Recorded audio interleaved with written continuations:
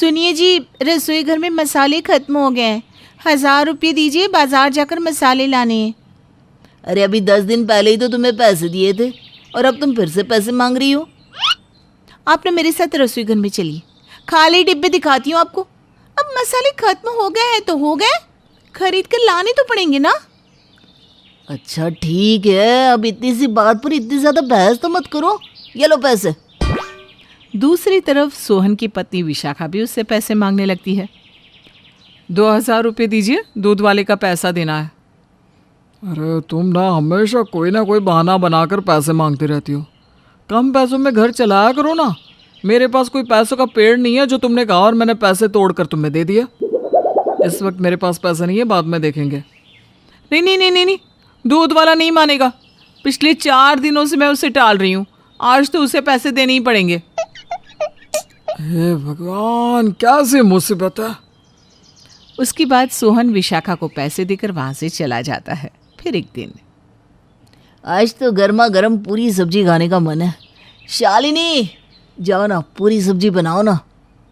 घर में तेल खत्म हो गया है, तेल खरीदने के लिए पैसे दो तभी पूरी सब्जी बन पाएगी। अरे अभी कुछ दिन पहले ही तो मैंने पैसे दिए थे, फिर तुमने उन पैसों का क्या किया? तुम्हारे दिए हुए पैसों से मैं और दीदी सब्जियां खरीद कर लाई। यकीन नहीं आता? चलिए रसोई घर में देख लीजिए, अगर पूरी सब्जी खाना है तो तेल खरीदने के लिए पैसे देने ही पड़ेंगे, वरना पूरी सब्जी नहीं बनेगी। ये सुनकर मोहन के साथ साथ सोहन का भी मुंह फूल जाता है। मुझे तो लगता है कि ये दोनों अपनी मर्जी से पैसे खर्च करती है और हमें झूठा हिसाब देती है। हाँ भाई, तुम ठीक कहते हो, मुझे भी यही लगता है। इतने पैसे देने के बाद भी हमें अपनी मनपसंद चीज़ें खाने के लिए नहीं मिल पाती। देखो, सुबह से हम दोनों घर के काम में व्यस्त हैं। इस वक्त हम तुम दोनों से झगड़ा नहीं करना चाहते। जल्दी बोलो, पूरी सब्जी बनानी है या नहीं बनानी, वरना हम अपने अपने कमरे में आराम करने जा रहे हैं। अरे नहीं नहीं, आज मेरा पूरी सब्जी खाने का बहुत मन कर रहा है। ये लो पैसे, जाओ तेल खरीद कर लाओ। उसके बाद मोहन उन दोनों को पैसे दे देता है। इस तरह हर रोज़ रसोई घर की बातों को लेकर चारों में तू में हो जाती थी। फिर एक दिन उनके घर पर कुछ रिश्तेदार आते हैं। शालिनी और विशाखा की सास मालती दोनों बहुओं को अच्छा खाना बनाने के लिए कहती है। दोनों बहुएं भी रसोई घर में जाकर सभी के लिए खाना बनाना शुरू कर देती हैं। थोड़ी देर के बाद घर के सभी लोग रिश्तेदारों के साथ बैठकर खाना खाने लगते हैं।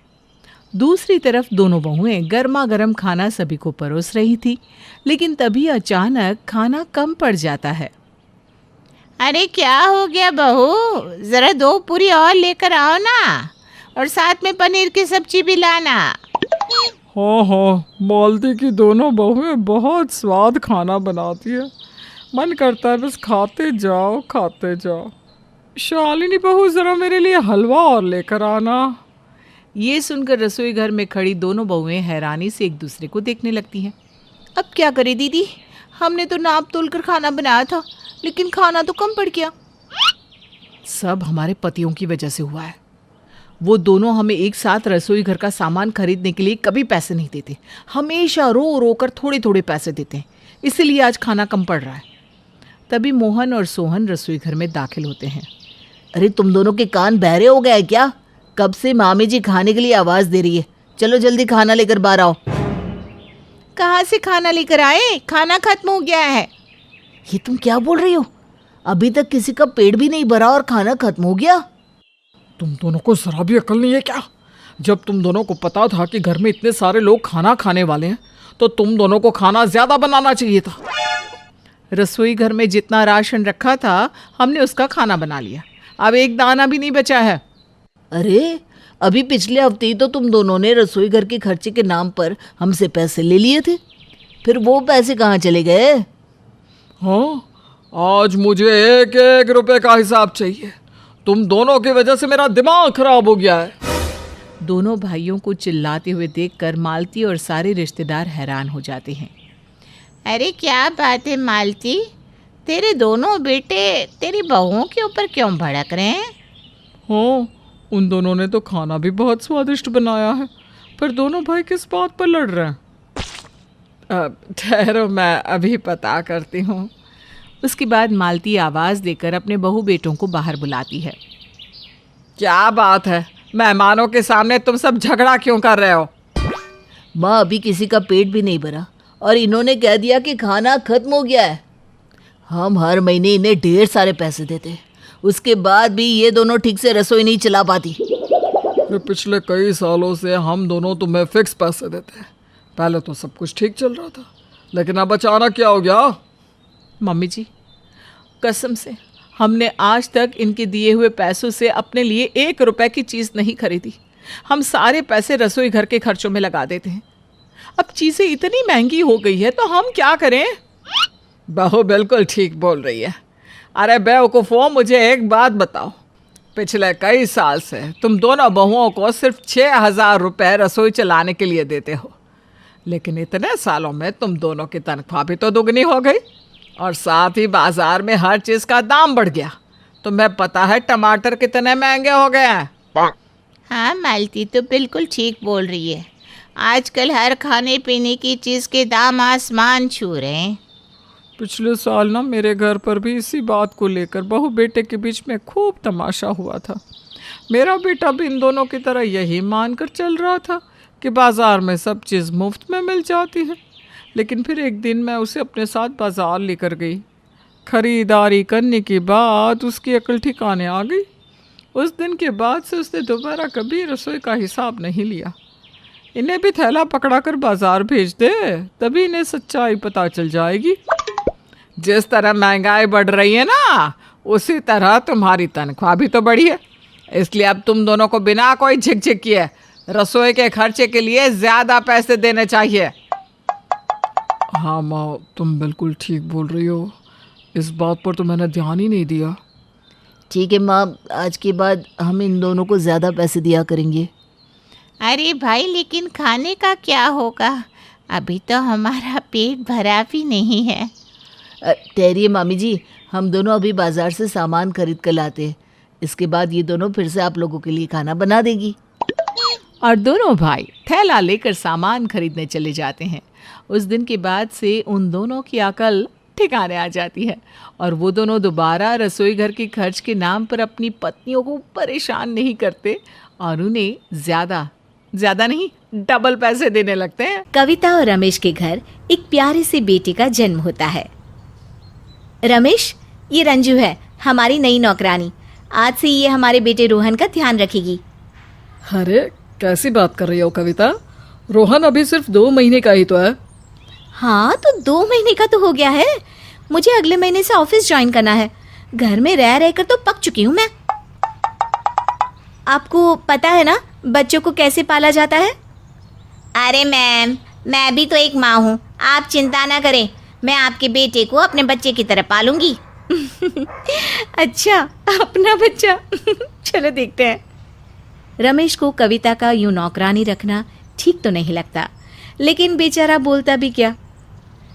अगर कुछ बोलता तो कविता की ये बातें शुरू हो जाती।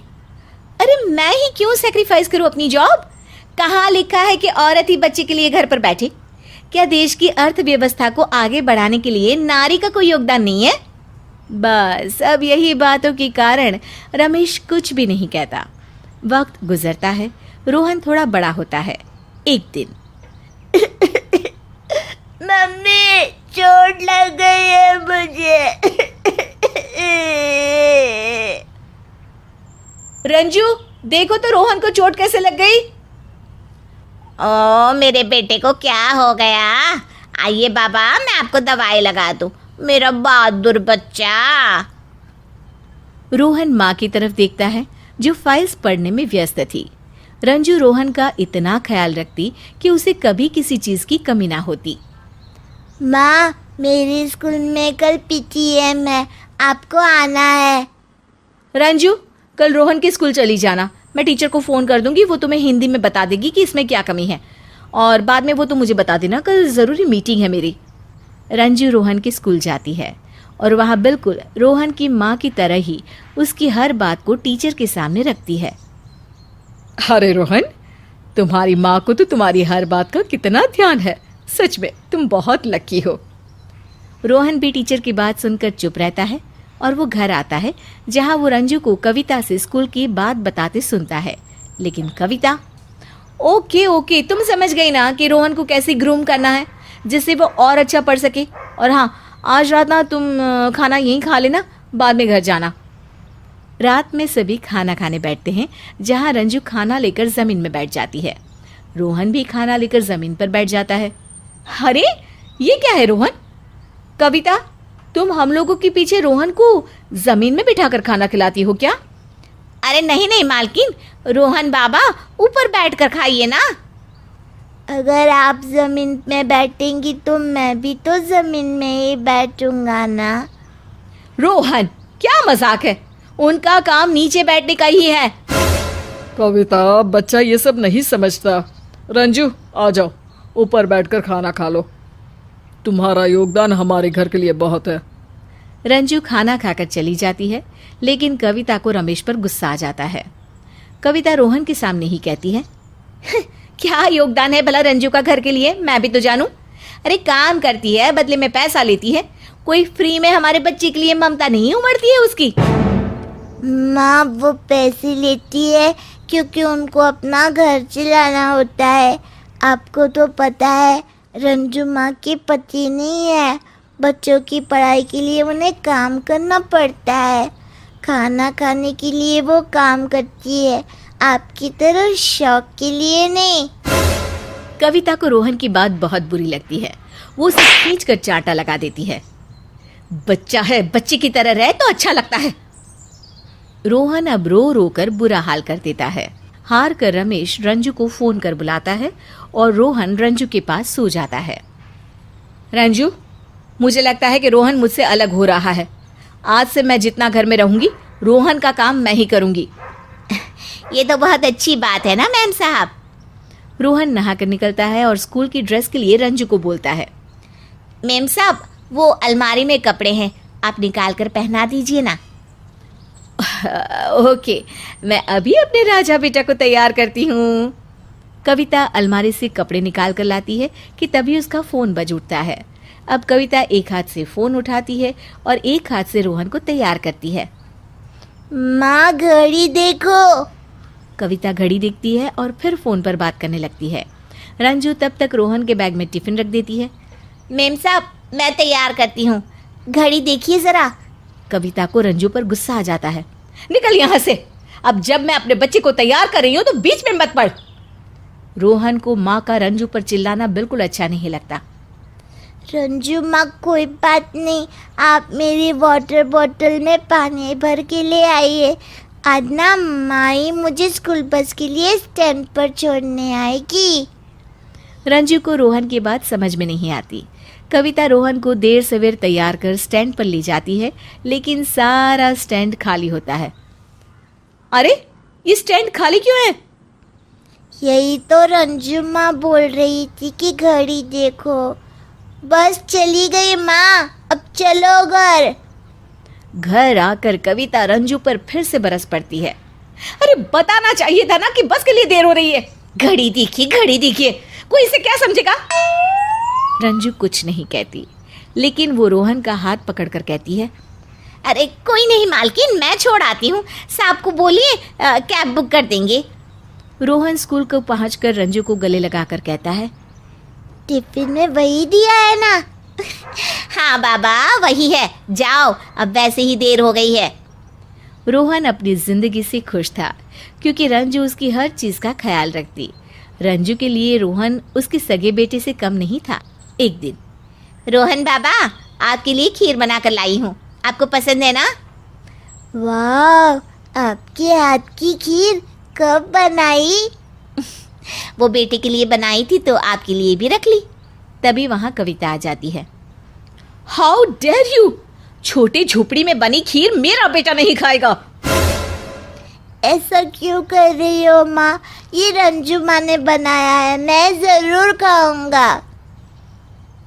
बेटा, ये लोग हाइजीन का बिल्कुल ख्याल नहीं रखते। रंजू के हाथ का खाना ठीक नहीं है बेटा, खासकर उसकी रसोई में बना। रंजू को रोना आ जाता है। वो वहां से जाने ही वाली होती है कि रोहन उसका हाथ पकड़कर रोक लेता है।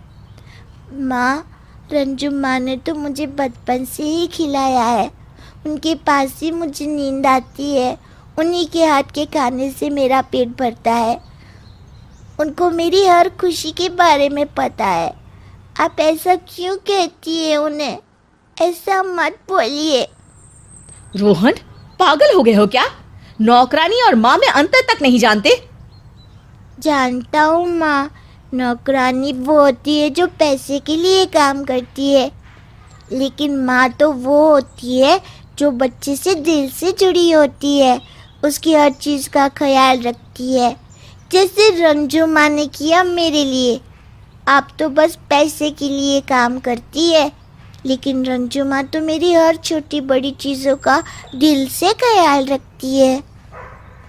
तभी वहाँ रमेश भी आ जाता है। हाँ और क्या, रंजू चाहे तो रोहन को खाना खिलाकर निकल जाए, लेकिन नहीं। तुम्हें पता है, रोहन को पढ़ाने के लिए रंजू ने खुद भी पढ़ाई लिखाई सीखी। कविता को अब लगता है कि उससे बहुत बड़ी भूल हुई है, क्योंकि उसे तो ये भी पता नहीं था कि रोहन की स्कूल बस कितने बजे आती है। मुझे माफ कर दो रंजू, तुमने अपना सब कुछ रोहन को देकर उसका ख्याल रखा, और मैं तो माँ का फर्ज समझ ही नहीं पाई।